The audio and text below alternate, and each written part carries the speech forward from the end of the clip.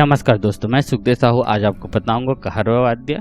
पहला वीडियो बन चुका है ये वाला वाद्य, दूसरा हम बनाएंगे कहरवा वाद्य है 132 BPM में।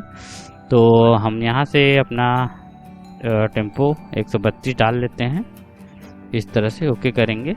और चलिए इस वीडियो को शुरू से यहाँ तक, यहाँ से लेकर यहाँ तक हम इस वीडियो को सुनाएंगे, तो वीडियो को देखते रहिए।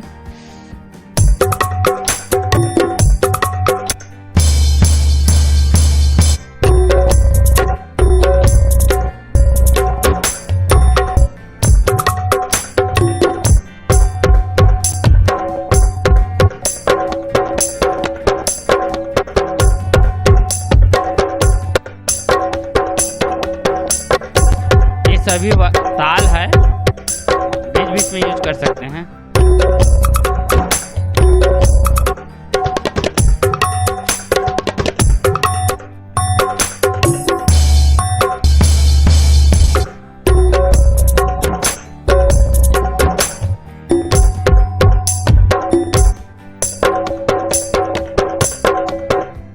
इस तरह से कहरवा वाद्य है दोस्तों। ये वीडियो जरूर पसंद आया होगा आपको, तो हमारे चैनल को लाइक, शेयर, कमेंट, सब्सक्राइब जरूर करें। ओके, थैंक्स दोस्तों।